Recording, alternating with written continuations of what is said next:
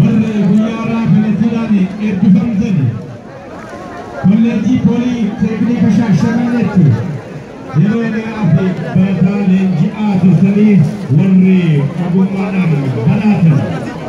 warri ogummaadhaan badhaadhuuf biyya kana